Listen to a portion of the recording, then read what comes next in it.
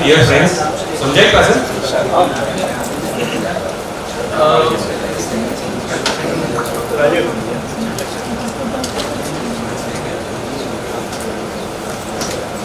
Stock market investment હોય ને તો આપણે ટુ એસ્પેક્ટથી ઇન્વેસ્ટમેન્ટ થાય, ફંડામેન્ટલ નોલેજથી અને એક ટેકનિકલ નોલેજ. સૌથી પહેલા ફંડામેન્ટલ સ્ટડી કરી ને ફંડામેન્ટલ એસ્પેક્ટથી જોઈએ કે હવેના જમાનામાં ઇન્વેસ્ટમેન્ટના કંઈ બહુ મોટો ઓપ્શન નથી ડાક્ટર માટે. તમે એક હોસ્પિટલ ખોલો, એમાંથી તમારે જો બીજી ખોલો તો સરકારના કાયદા આવે તો ભરાવી દે તમને અંદર ખર્ચા કંઈ આપણો પ્રોફિટ થાય નહીં. એટલે જે હોસ્પિટલમાંથી કમાઈએ તે શાંતિ શેર બજારમાં ટ્રાન્સફર કરવાનું, પણ મિનિમમ 5 વર્ષનો હોરિઝન તો કોઈ પણ ઇન્વેસ્ટમેન્ટમાં રાખવાનું. નહીં તો લોન લીધું ને લોન વેચ્યું 10 કે 20 હજાર કમાયા તેમાં કોઈ ડરો વળે નહીં. મોટું જ કમાવાનું, થોડું પેશન્સ રાખવાનું. કેમ આપણે કોઈ ફિક્સ ઇન્કમ કરતા સ્ટોક માર્કેટ ઇઝ બેટર કે આપણે જો 5 કે 7 વર્ષનો હોરાઇઝન રાખીએ તો આપણે ફિક્સ ઇન્કમમાં 7 કે 8% રીટર્ન મળે. હવે આપણે 15 to 20% રીટર્ન તો મળવાનું જ છે. એટલે પૈસા તો જલ્દી જ ગ્રો થશે. એટલે this is the better option. ખાલી વોલેટિલિટી લોકો બીએ પણ વોલેટિલિટી કે બેવાનું નહીં. ફંડામેન્ટલ ઇન્વેસ્ટમેન્ટ આવે ત્યારે હંમેશા વેલ્યુ બાય આવે. તો વેલ્યુ બાય ક્યારે આવે કે જ્યારે માર્કેટ બહુ સ્ટ્રોંગ કરેક્શન આપે. હંમેશા માર્કેટમાં કોઈને કોઈ સેક્ટર તો નીચે પડેલા જ હોય કે જેમાં વેલ્યુ હોય જ, એમાં ખાલી સ્ટ્રેન્થ નહીં હોય કરંટ લેવલ પર. કે તમે 2023 જોતે તો 2023ના એન્ડમાં આઈટી સ્ટોક સૌથી ખરાબ હાલતમાં હતા. તો આઈટી વગર કે દુનિયા ચાલવાની નહીં હતી. તે ટાઈમે તમે ઇન્વેસ્ટમેન્ટ કરતા 6 મહિના ઢીલા પડે પણ આજે બધામાં 100% ગેઇન આવી ગયો વર્ષ દોઢ વર્ષમાં. એટલે એ રીતનું કામ છે. અત્યારના ટાઈમે જો કોઈ ફંડામેન્ટલ ઇન્વેસ્ટમેન્ટ કરવું હોય વેલ્યુ વાઇઝ તો 25માં financials, private bank, PSU bank, NBFC આ બધાના વેલ્યુએશન ઇન્વેસ્ટમેન્ટ થાય તેવા છે અત્યારે. તો જો પ્રાઇવેટ બેંકમાં તમે વિચારો તો આઈસીઆઈસીઆઈ છે, એચડીએફસી છે, પીએસયુ બેંકમાં એસબીઆઈ છે, એનબીએફસીમાં બજાજ ફાઇનાન્સ છે, મુથુટ છે, એ બધાથી ચાલુ કરાય. કારણ કે 2021 એક સ્ટોરી હતી કે જે અમેરિકન રેટ કટની સ્ટોરી હતી અને હવે આપણો ઇન્ડિયન આરબીઆઈનો રેટ કટની સ્ટોરી આવશે. એટલે આપણે ત્યાં આ ચીજો આ સેક્ટરો એ કરશે. સેકન્ડ ટેકનિકલ આસ્પેક્ટ, લોકોને ઇન્ટરેસ્ટ આમાં જ હોય કારણ કે આમાં શોર્ટ ટર્મ મની અને ક્વિક મની મળી જાય. અત્યારના ટેકનિકલ એસ્પેક્ટ બજારનું એવું કહે છે કે અત્યારે આપણે એક શોર્ટ ટર્મ કરેક્શન ફેઝમાં છે. માર્કેટ લોંગ ટર્મ તો એકદમ બુલિશ જ છે. મંથલી ચાર્ટ પર તો માર્કેટ એકદમ બુલિશ છે અને ઉપર જ જશે તેની કોઈ ચિંતા કરવી નહીં. તો અત્યારે જો રેન્જ જો તમે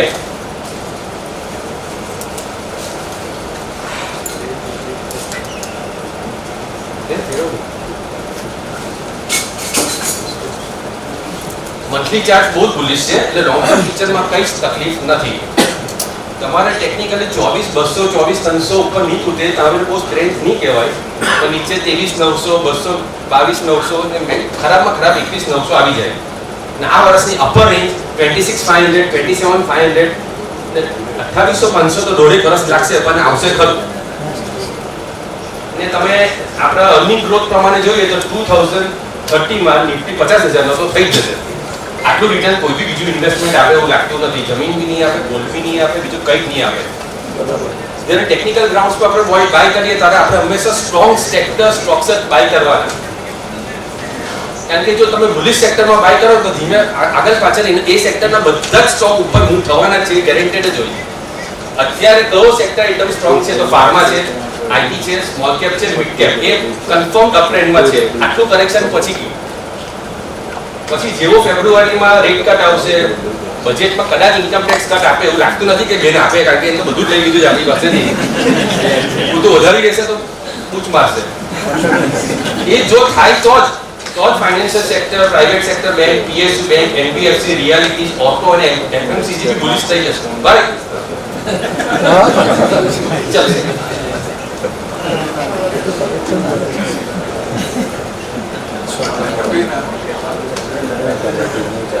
પછી આપણે પેલા તો મોટા સેક્ટર્સ હતા, સ્મોલર સેક્ટર્સ કે જે બહુ લાંબુ બુલિશ રહેશે. તો એઆઈ છે. એઆઈમાં ફ્રૂટ કંપની જો તો પર્સિસ્ટન્ટ છે, ઓરેકલ છે, એફએલ છે, સેન્સર છે, ટાટા એલેક્સી છે, એનટીટીએસ છે, કેપીઆઈટી છે. પર્સિસ્ટન્ટ તો મને લાગે એક વર્ષમાં 120% રિટર્ન મારા પોર્ટફોલિયોમાં આપી ગયું. પછી વોટર સાયકલિંગ કંપનીઝ છે. 2030 માં તો પ્યોર ડ્રિંકિંગ વોટર જ અવેલેબલ નહીં હશે.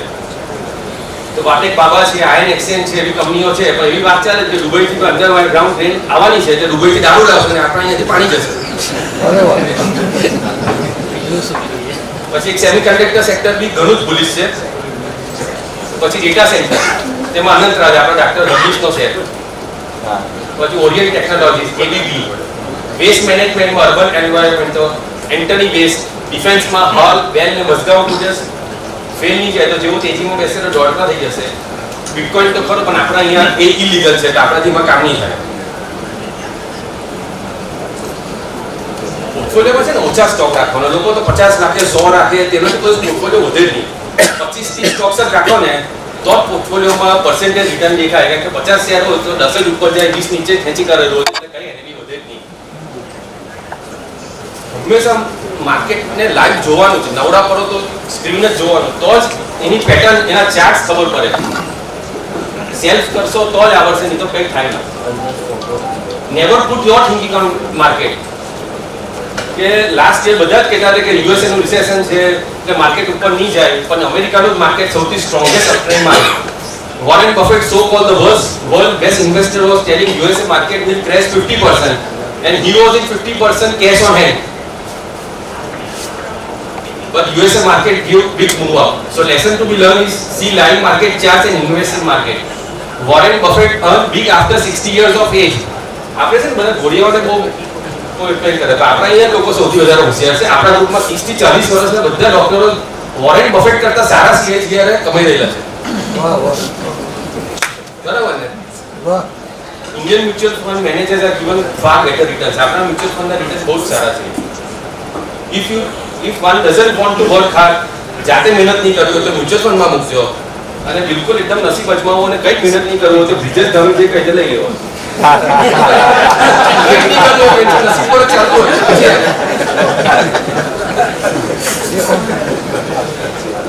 When to start investing and how much earning to invest.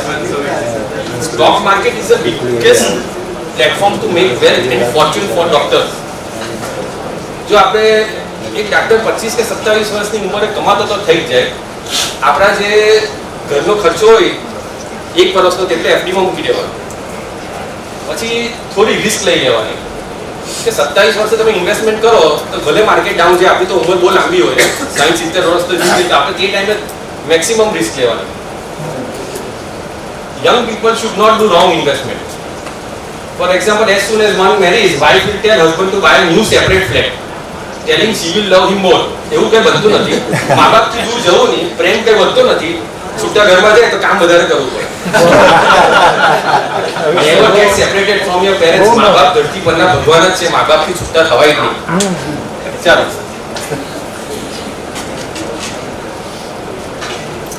એટલે આપણે હોમ એક્સપેન્સ એફડીમાં મૂકી દીધો. પછી જે બચત થાય તો બધું સ્ટોક્સમાં જ જવા દેવાનું. પછી કઈ બહુ પંચાયત નહીં કરવાની જમીન બમીનમાં. 40% લાર્જ કેપ સ્ટોક્સ લેવો ને એટલે તમારી 40% કેપિટલ તો સેફ થઈ ગઈ. કોઈ પણ લાર્જ કેપ હોય એકવાર પડી ગઈ જાય તો 2-3 વર્ષે તો પાછો આવી જ જાય. એ બી તમને 20-25% રિટર્ન તો આપી જ જાય. લાર્જ કેપ હંમેશા છે ને પેનિક બેઝ પર જ બાય કરવાનો. એના માટે બહાર જ જોવાનું. બજારમાં પેનિક આવે ત્યારે જ લઈ લેવાના. જો આ વર્ષે Polycare, IndiGo, Maruti, Eicher, Tata motor, ITC, Bajaj finance બધા જ ઓપોર્ચ્યુનિટી આપેલી છે. ઉપરથી 20-20% નીચે પડેલા ત્યારે લઈ લેવાનું. પાછું એટલું ઉપર ચડી જાય તો નીકળી જવાનું. Buy and hold for 6 months to 1 year, we will get 20% swing upside. As most important point, always buy in big quantities to get good profit. તો 5,000-10,000 ના શેરો તને કઈ હરોડી વળે. આજે એક મોટો સારો ડાક્ટર હોય 50,000 નો પ્રોફિટ તમે કઈ ચીજમાં બનાવો તો તમને કોઈ જ ફરક નહીં પડે તમારી વેલ્થમાં. કોઈ એક સ્ટોક તમને 50 લાખ 1 કરોડ આપી જાય ને તો જ કઈ ડિફરન્સ થાય. એટલે કોઈ તમને કોઈ સ્ટોક પર બહુ જ એવો ને તમારે બહુ મોટી ક્વોન્ટિટીમાં જ લેવાનું, કઈ થાય નહીં. સારી ચીજો આગળ જતા વધે છે તે જ પૈસા બનાવે. Every company can be in the bull phase for 1 to 5 years only. કોઈ પણ કંપની હંમેશા કાલ માટે બુલિશ રહેતી જ નથી. After that downfall in the growth comes. So always love your profit and not the company.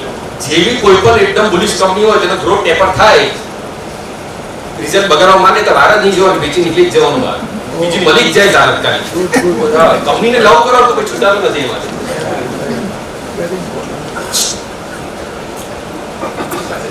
એકવાર 40% લાર્જ કેપમાં ગયા એટલે આપણા 40% પૈસા તો સેફ થઈ ગયા.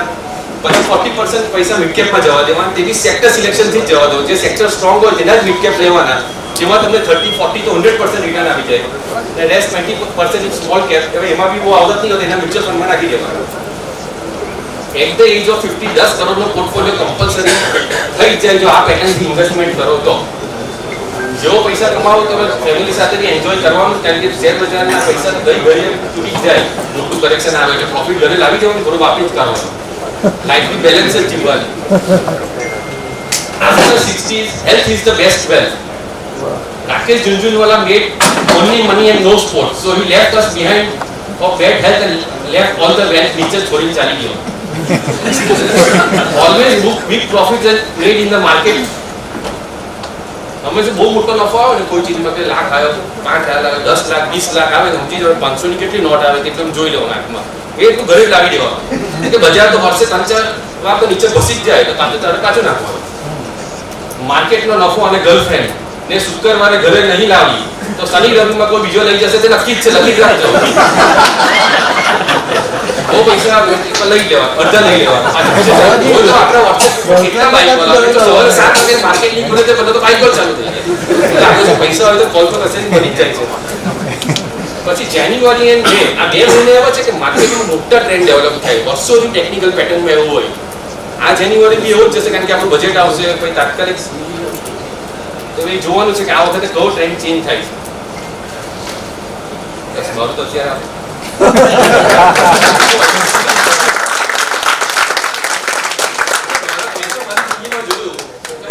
દવાખાનું ચલાવું તો મેં તો જે પૈસો બનાવ્યો માર્કેટમાંથી, પણ હંમેશા ફાઇનાન્શિયલ ગોલ જ રાખવાના જીવનમાં પહેલેથી કે આપણે 25-27માં હોઈએ એટલે આપણે એવું લાગે કે આપણે દીકરાને ડાક્ટર બનાવવો જ પડશે તો આપણે 100 કરોડ જોઈશે. તે વખતે કદાચ 100 કરોડ 100 લાખ જોઈશે. સોરી, મેં બધા ગોલ રાખીને જ પહેલેથી જ કામ કરેલું. મેં એક જ સ્ટોક લીધેલો કે આ સ્ટોક વેચીને મારા દીકરાને ડાક્ટર બનાવી દઈશ. એ સ્ટોકે પ્રોફિટ જ એટલો બધો આપી ગયો કે તેને વેચીને ખાલી પ્રોફિટમાંથી છોકરો ડાક્ટર બની જશે. હંમેશા ગોલ સાથે, મોટા ગોલ સાથે જીવનમાં એ કામ કરવાનું અને મોટું જ કામ કરવાનું, પણ બહુ વાંચવાનું. કોઈ બી ચીજ માટે એટલું બધું વાંચવાનું ને નોલેજ હશે તો જ તમે તમારી કંપની 20% નીચેથી પકડી શકશો, નહીં તો નહીં પકડે. કોઈ પેલાએ કહ્યું ને લીધું તેનાથી કંઈ થાય નહીં, વાંચવું તો પડે છે. બધું સિમ્પલ છે, બધું ઓનલાઈન બની છે, બધું જ છે. હવે આપણે કોઈ જમીન લેવા જઈએ અત્યારે તો જમીનના ભાવ તો 5-5 વર્ષો હલતા નથી. આપણે વેચવા જઈએ તો કોઈ બાયર નહીં મળે. આ જ માર્કેટ એવું છે કે એકદમ ફ્લુઅન્ટ છે, ફટ એને પૈસા બની જાય. બીજા એસ્પેક્ટ્સ ગોલ આવે. બિટકોઇનમાં અત્યારે બહુ બધો પૈસા ટ્રાન્સફર થઈ ગયો એટલે ગોલ્ડ થોડું ઠંડુ પડી ગયું. એની ટ્રેન્ડ તો પોઝિટિવ જ છે, ગોલ્ડ આવશે જ.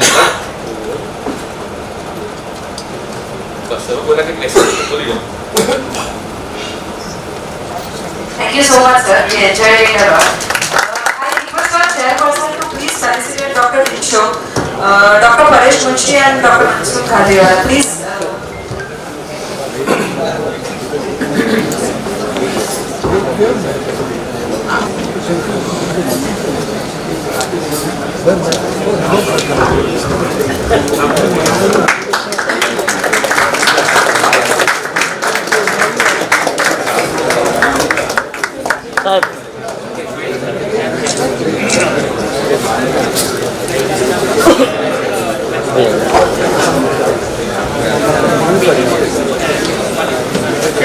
Thank you very much.